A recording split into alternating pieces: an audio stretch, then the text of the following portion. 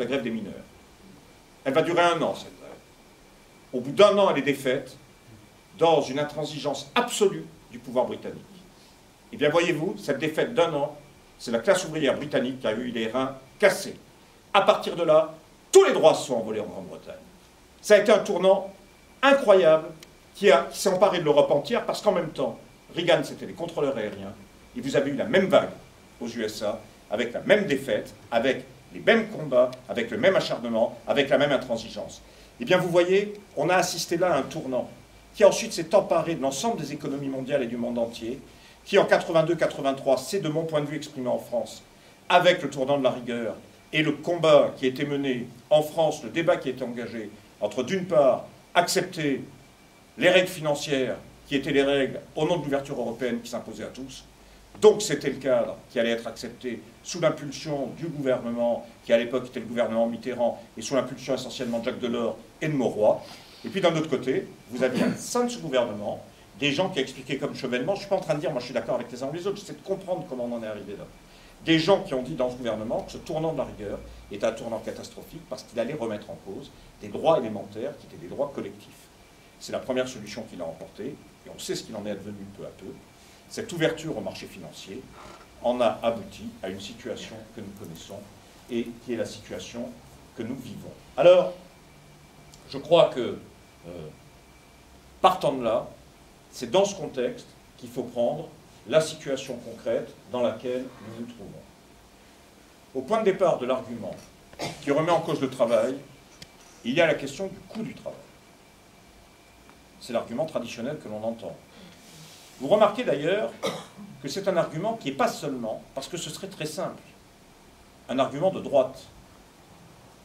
Ce serait simple pourquoi? Parce qu'à partir de là, je veux dire, les choix seraient élémentaires. On est pour réduire le coût du travail, on est pour les prisons chinoises. Je caricature à peine, parce que la prison chinoise, elle mérite au moins de réduire jusqu'au bout le coût du travail. Il y en a tellement en prison, vous en mettez de plus en plus, il y en a un qui meurt parce que le bol de riz ne lui suffit pas, c'est pas grave, il y en a un autre qui arrive, il bosse gratuitement, le coût du travail égale 0. Ça, c'est une logique. Bon. Cette logique serait ciblée dans un camp donné, ce serait assez simple, parce qu'il suffirait de s'opposer à ce camp pour se ranger dans l'autre, et la question du coût du travail serait balayée. Le problème, c'est que c'est plus compliqué, parce que le coût du travail, tout le monde reconnaît cela, comme étant un obstacle majeur au travail lui-même, au contrat de travail, et tout le monde le reconnaissant, tout le monde essaie d'y apporter un certain nombre de réponses. Ces réponses, on peut en gros les cibler de la façon suivante. 1. Le pillage des États, les uns derrière les autres, au nom précisément du contrat de travail et du travail, l'argument étant, si je prends du pognon dans les caisses publiques et que j'aide un certain nombre d'entreprises privées, notamment les grosses, en les déchargeant d'un certain nombre de cotisations, eh bien, je vais permettre à ce que le travail soit maintenu dans ces entreprises. Tout le monde a utilisé cette recette. Tous les gouvernements depuis 86-87, on voit où on en est. Jamais le chômage n'a explosé comme il a explosé aujourd'hui.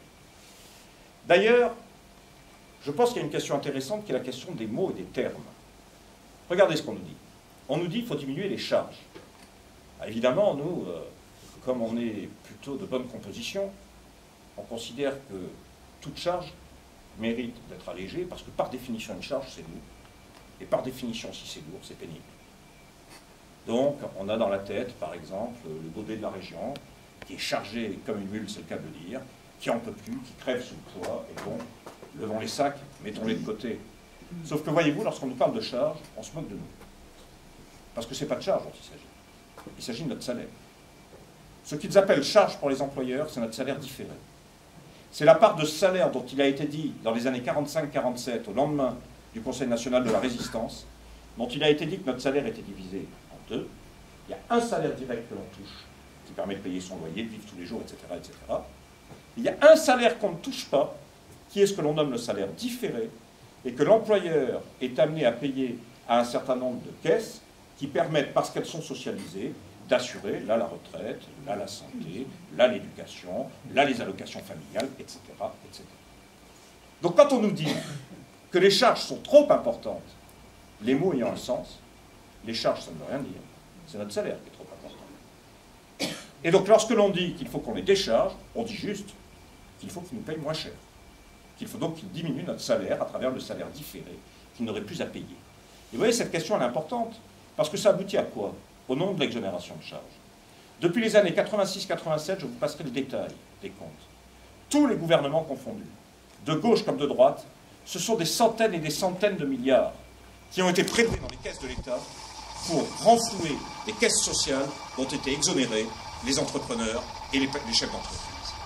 Donc, ça veut dire qu'ensuite, on vous explique qu'il y a un déficit dans les caisses, et que, comme il faut bien remplir ces déficits, il faut bien en finir avec ces dépenses, donc les dépenses en question, c'est notamment les services publics, etc., et les emplois de fonctionnaires, qui, évidemment, sont trop lourds, c'est trop important.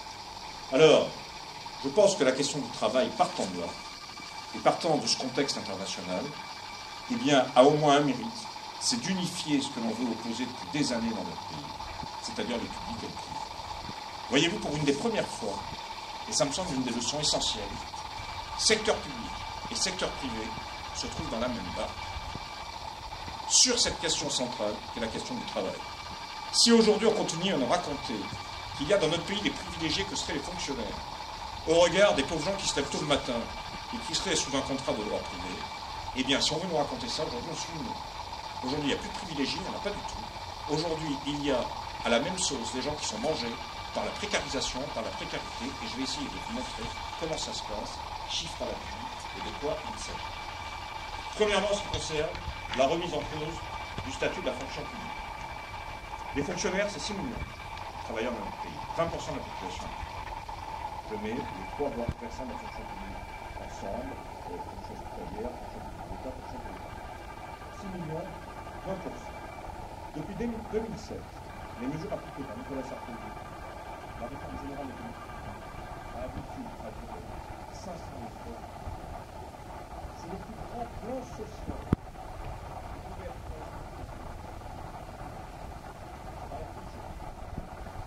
à travers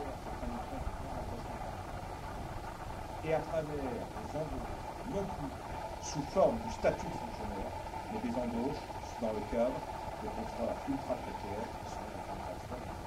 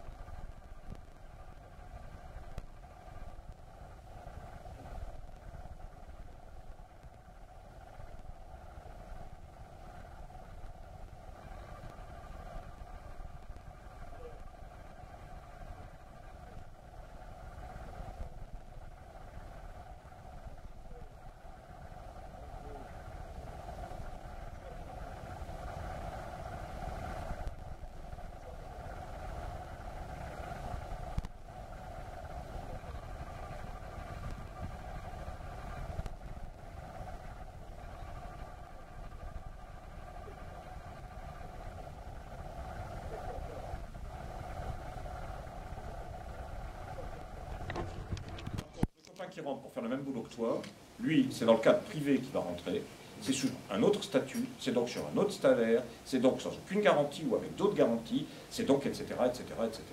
Donc ça veut dire qu'on dénature l'entreprise elle-même en transformant la nature, et en transformant la nature de cette entreprise, ça va beaucoup plus vite d'ailleurs qu'à travers un fonctionnaire sur deux non remplacé, hein, ça permet immédiatement de dire que les nouveaux flux de gens dont on a besoin pour travailler dans ces entreprises sont sous droit privé. Et alors, c'est intéressant parce que, voyez-vous, le CDI qui permet de casser le statut de la fonction publique dans la fonction publique, c'est lui qui est remis en cause dans le secteur privé, à travers sa destruction et à travers la prolifération des CDD, de l'intérim, du temps partiel, etc. On utilise en fait, dans chaque secteur, ce qui permet de ramener vers le bas, ce qui permet de casser les garanties, de casser le statut, le CDI d'un côté, le CDD de l'autre. Et c'est extrêmement intéressant, pourquoi? Parce que, voyez-vous, la question du CDD, il faut bien voir comment ça se passe actuellement dans le secteur privé. 6 emplois sur 10 dans le secteur privé. Les entreprises de moins de 10 salariés se font sous la forme d'un CDD de moins d'1 mois. 2 CDD sur 3 se terminent à Pôle emploi et ne retrouvent pas d'embauche. Dans les CDD eux-mêmes, vous avez une explosion de ce qu'est l'intérim, donc de ce qu'est la précarité au jour le jour. Ce vieux rêve d'ailleurs des patrons du 19e siècle, où il n'y a pas besoin de s'embarrasser. Lundi j'ai besoin de 3, c'est 3. Bon, vous savez, je suis niçois, j'ai connu ça quand j'étais gosse. Il y avait un foyer sur Nacotra, les mecs ils passaient en camionnette devant le matin. Ça, je l'ai vu, ça. Je l'ai vu. D'ailleurs, c'était pas sans doute une spécialité niçoise, vous avez dû connaître ça aussi. Les types passaient en camionnette. Ils sortaient même pas de la camionnette, vous avez les mecs en file qui étaient là, ils faisaient paf. Et les 3 premiers montaient dans la camionnette, et ils avaient un travail pour la journée. Et ça dégageait. Donc on était, si vous voulez, dans le rêve absolu de ce qu'ils appellent les uns et les autres la flexibilité, l'employabilité, etc., etc. Aucun droit, aucun devoir, juste la possibilité de dire merci parce que ce jour-là, j'ai eu un boulot. Et de se taire si on mange ma vie. Eh bien, voyez-vous, aujourd'hui, la trajectoire qui est prise, après ce que nous avons appelé les 30 glorieuses, après ce que nous avons appelé le modèle social français, qui a permis de développer l'emploi, de développer le droit du travail, etc. La trajectoire qui est prise aujourd'hui est une trajectoire radicalement inversée. C'est celle où le CDD, l'intérim et la précarité deviennent la règle, alors que légalement, c'est le CDI qui prélève, c'est le CDI qui est le contrat de travail européen. Il y a là une inversion totale des termes, et c'est ce qui me fait dire d'ailleurs qu'on est non seulement dans un enjeu de société précis, mais plus, on est même globalement sur un tournant de civilisation. Imaginons, essayons d'imaginer avec beaucoup de mal la projection qu'on pourrait faire dans un monde où il n'y a plus de droit de travail, où il n'y a plus qu'un travail en fonction d'intérêts minoritaires et particuliers, au jour le jour, sans aucune garantie. Une société où en même temps il n'y a plus de fonction publique. Il y a des services semi-publics à certains endroits, parce qu'il faut bien que ça tienne un peu, dans lesquels, par exemple, certains hôpitaux ont pu survivre. Jusqu'au jour où on survit. Une santé coûte cher d'un autre côté, et qu'on peut se payer, donc celle-là, ceux qui peuvent y accéder, ils trouveront un ressort plus important. Pareil pour l'école, pareil pour... Vous voyez, on peut essayer d'imaginer une société comme ça, on va voir, en termes civilisationnels, ce que cela signifie. Alors, je pense que